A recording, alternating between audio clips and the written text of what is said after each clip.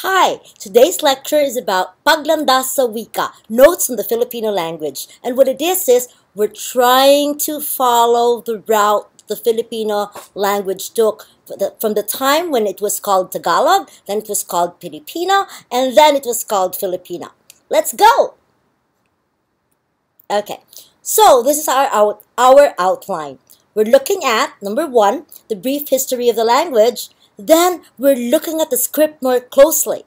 And then we're going to sum up and talk a little bit about how the script was lost and why it was lost. Okay? So first, what do we need to know? We need to know that the first changes in the language happened during the first constitutional provision. What happened was in 1935, there was a constitution for the Commonwealth government. Backtrack a little bit. This was the American colonial period. And for some time during this period, Filipinos were advocating for independence. So what happened? Finally, around 1935, the American government said, okay, we're going to give you independence, but first, you have to learn first about how to govern yourself, as if, we needed to learn that. So they said that there's going to be a Commonwealth government from 1935 to 1945. And thus, for that government, there was a constitution. So we call this now the 1935 Constitution. So why is this important? Because of the 1935 Constitution, in Article 14, Section 3, it says that the Congress shall take steps toward the development and adoption of a common national language based on one of the existing native languages.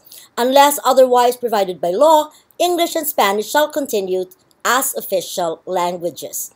So, what does that mean? So now there was a chance to have a national language. You have to remember, and backtrack a little again, that there are more than 60 or 70 ethno-linguistic groups in the Philippines. And each of these ethno-linguistic groups, they had their own language. So the question is, how can you speak a common tongue? So what happened in 1935? In 1935, there were now steps taken to have a national language. What's the problem though? The problem is that English and Spanish remained as official languages. What does it mean?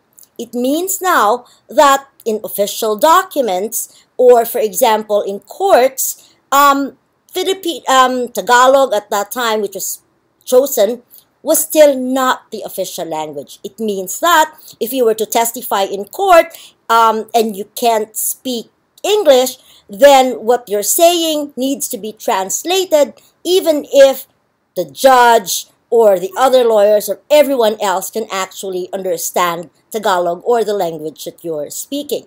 It also means, therefore, that if you are a farmer and someone wants to grab your land and he or she has an official document written in English, it's possible that you can't understand that document because you don't know English. Okay. Still, in 1937, what happened was the Surian ng Wikang Pambansa, or the Institute of National Language, was established. Okay, what did that mean? Okay, it meant, therefore, that this institute, it was their task to choose the language upon which the national language would be based on. And they chose Tagalog. Why? So they gave several reasons why they wanted to choose Tagalog.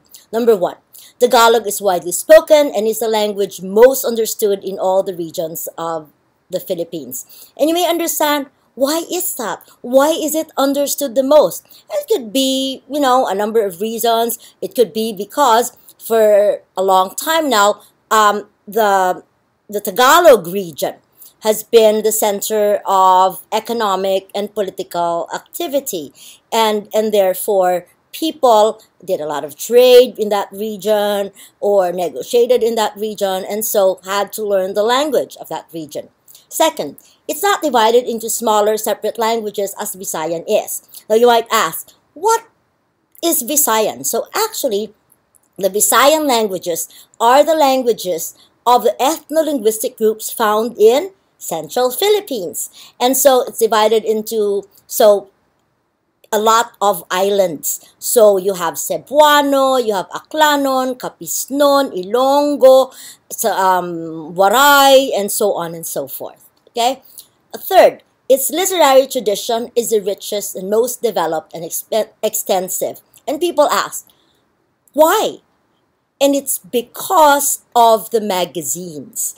Why? So you must remember that the other languages did not have a lot of magazines publishing short stories or poetry or novels and so on and so forth. Nor did they have publishing houses publishing books in those languages. But Tagalog had the advantage of being the language in Metro Manila, which wasn't Metro Manila at that time, but in the Tagalog region. And therefore, these publishing houses published works in Tagalog, producing a rich literary tradition. And fourth, Tagalog has always been the language of Manila. And fifth, Tagalog is a language of the Revolution and the Katipunan.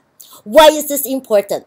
Because you have to remember, this was 1935. People still had a memory of what the revolution was in 1896. And the revolutionary organization, Katipunan, right? It was important for them to use Tagalog in the newspaper that they published called the Kalayaan or Freedom. And these were the reasons given why Tagalog was chosen as a national language. Let's move on.